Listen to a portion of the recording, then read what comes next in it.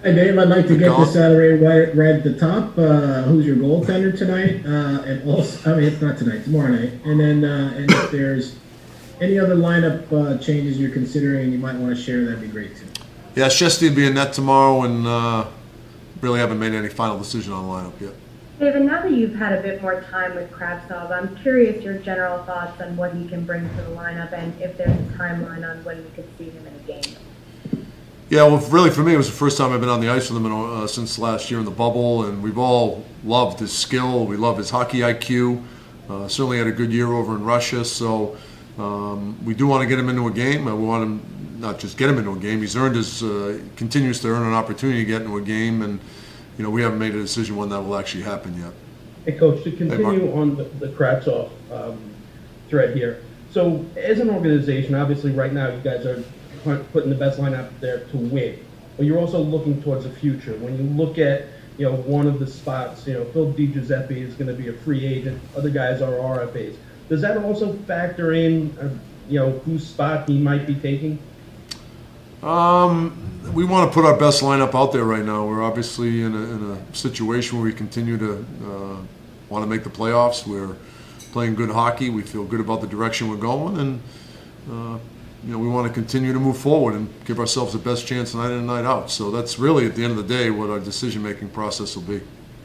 Just like you said, you want to get him in a game, but how important is it for you guys to get an evaluation period of, I don't know how many games, but see him in several games in order to really evaluate him going into next season? And then beyond that, with him being a guy who's skilled, who we know was one of the leading scorers for his team in the KHL this year, Right. do you also feel that it's important that maybe he's not a fourth line grinding type of guy, that he's more of a top nine guy who needs to play with other skilled guys? Yeah, we certainly recognize that with his skill set. I mean, he's a guy that's, created offense his whole life. He's not that fourth line type player. So, when he does get in, we're aware of that. We know we need to put him in a position to succeed, just like we want to do that with every player we have. So, that certainly isn't lost on us as a staff. Hey, David, I was just wondering, I know you think about the next game and you focus on the next game, but you just talk about the development and the growth you've seen from your young guys through this chaotic schedule. Yeah. They've done a really good job. It's been certainly fun to watch, and a couple of them obviously had some bumps in the roads with Hedel getting hurt and Capo having COVID, and we thought those guys were having really good years, and unfortunately went through those stretches where they weren't available to us. So that certainly hurt. Gauthier continues to improve. Obviously, Fox and Lindgren have both made big jumps. Keandre Miller continues to play well. Libor Hayek had a really good night last night. So. There's good things going on. Laffy keeps getting better and better. As we touched on, it's a hard year for a rookie, an 18, 19-year-old rookie this year, just because of the circumstances. You didn't have 3.5 weeks of training camp. You don't have 6 exhibition games, and you kind of throw it in the fire without giving yourself a chance to kind of learn your way a little bit. So, but we're really happy with the progress of a lot of these guys. Hey, David, I just want to go off course here for a little bit. Just what in your mind makes up a Norris Trophy winner? Like, what kind does it have to be? Offensive guy, defensive guy, that guy plays in situations. A guy that impacts the game every shift. A guy that, whether it be offensively or defensively, it's usually a guy that does both. A guy that can impact the game offensively and defensively. And to me, it's a guy when a game ends, the other team starts talking about the guy.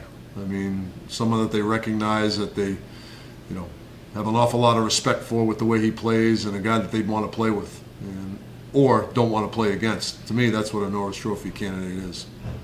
Dave, as far as the immediate task at hand, which is getting back into this playoff race and stuff. I mean, you have 2 games upcoming against a team that's hasn't won a game in a long time, and I know you have respect for everybody in the league and all that, but how do you kind of make sure that nobody falls asleep on these guys? Well, we certainly know what's in front of us, and we know what's at stake. We can't afford to take anybody lightly. In this league, nobody can. And I've always said this about our sport. I think it's the most effort-driven sport that there is because it's played in such a small area. It's so physical, or can be physical, and it's so fast. And, when you bring an effort, effort can overcome maybe a lack of talent, and we certainly are aware of that, and we need to continue to approach night in and night out with an effort that's going to give us a chance to win, regardless of the opponent. And we've had tough games with Buffalo. Nothing's been easy with them, and it would be a grave mistake from our end of it to take anybody lightly. And we're constantly trying to measure ourselves against ourselves. Our effort and our commitment to winning can't change regardless of our opponent, and we want to make sure we put ourselves in the best position to win night in and night out regardless of our opponent. David, we just had a chance to talk to Ryan Lindgren. I was joking with him a little bit that his assists are up this year, so I was curious about your thoughts, number one, on his growth as an all-around player and handling the puck and dishing the puck and all that, but also with Brendan Lemieux gone, Ryan seems to be one of the guys who is willing to stand up to other teams. We saw him join with Ovechkin last night a little bit. I mean, is he one of the guys who you think is a tone setter or one of the leaders from that standpoint, that he won't back down against anybody? Yeah, he's always been a tone setter, and he's always been a guy who's never backed down from anybody. And one of the things that I think that's happened to him in the last year and a half since he's been here is the thing that I've really been impressed with him is how his decision making has improved, his skills have improved, his puck skills have improved. He's always had that grit element. He's always been a good defender, but the thing that I've been really impressed with, and that has really been key to his success at this level, is his skill set and how much it's improved. And he does a heck of a job complimenting Foxy, but I think he'd compliment a lot of defensemen in this league. Coach, I just want to follow up on Kravtsov. So I picked Giuseppe because obviously we're all trying to figure out where Kravtsov's going to fit in and everything. And Vince mentioned top 9 minutes. Right. You take a look at Julien Gauthier and the way he's now progressing. Can he move over maybe to the left wing? I know how much you like the Islanders' fourth line and what they bring. Rooney, Blackwell, and Gauthier. Could they maybe mimic what the Islanders' fourth line does for you? Well, maybe in 8 years, when they get that amount of games and all those experience under their belt, they'd be able to match that. So I was actually just talking to JR about the teams we play and the number of games that we face night in and night out. And that line has an element to them with the way they play, but they also have an abundance of experience. So, but I understand the direction you go in that question. These guys do have the ability to do to play that type of style, which certainly brings a different element to our team.